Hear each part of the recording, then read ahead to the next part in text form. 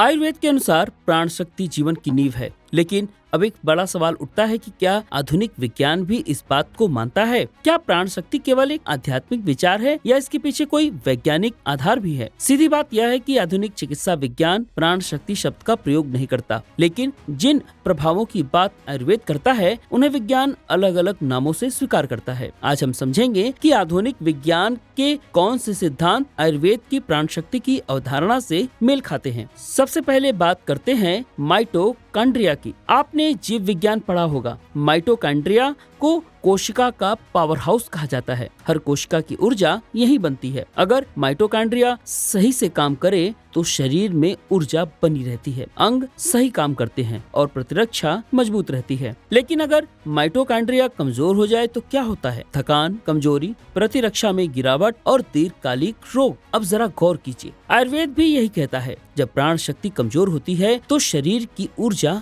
गिरती है और रोग जन्म लेते हैं। यानी माइटोकॉन्ड्रियल ऊर्जा और प्राण शक्ति दोनों का लक्ष्य एक ही है, शरीर को जीवित, सक्रिय और सक्षम रखना। अब आते हैं दूसरे महत्वपूर्ण सिद्धांत पर, न्यूरो इम्यून एंडोक्राइन संबंध।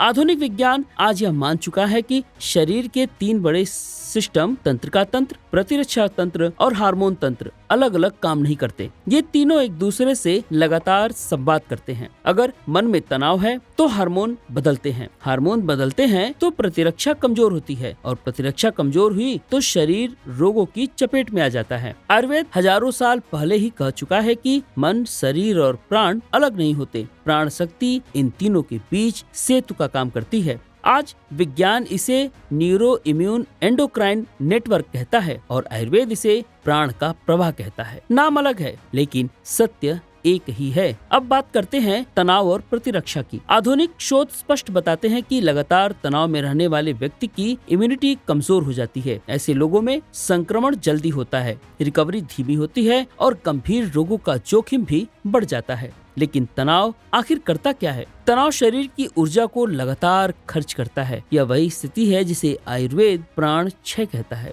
जब प्राण शक्ति लगातार नष्ट होती रहती है तो प्रतिरक्षा टिक नहीं पाती। यानी तनाव केवल मानसिक समस्या नहीं, यह ऊर्जा की समस्या है। अब एक और रोचक तथ्य, प्लेसिबो प्रभाव। कई बार ऐसा देखा गया है कि मरीज को कोई वास्तविक दवा नहीं दी जाती, फिर भी उसकी हालत सुधर जाती है। आखिर ऐसा क्यों होता है? क्योंकि उसे विश्वास होता है कि वह ठीक हो जाएगा। आधुनिक विज्ञान इसे प्लेसिबो इफेक्ट कहता है, लेकिन आयुर्वेद की दृष्टि से देखें तो यह मन द्वारा प्राण शक्ति को सक्रिय करने की प्रक्रिया है। जब मन सकारात्मक होता है तो प्राण प्रवाह बेहतर होते हैं और जब प्राण बहता है तो शरीर स्वयं को ठीक करने लगता है। यही कारण है कि आयुर्वेद उपचार में मन की स्थिति को इतना महत्व देता है। इन सभी तथ्यों को एक साथ जोड़कर देखें, माइटोकॉन्ड्रियल ऊर्जा, न्यूरो इम्यून संतुलन, तनाव का प्रभाव और प्लेसिबो, ये सभी संकेत देते हैं कि शरीर केवल रासायनिक मशीन नहीं है, इसके पीछे एक सूक्ष्म ऊर्जा तंत्र काम करता है और आयुर्वेद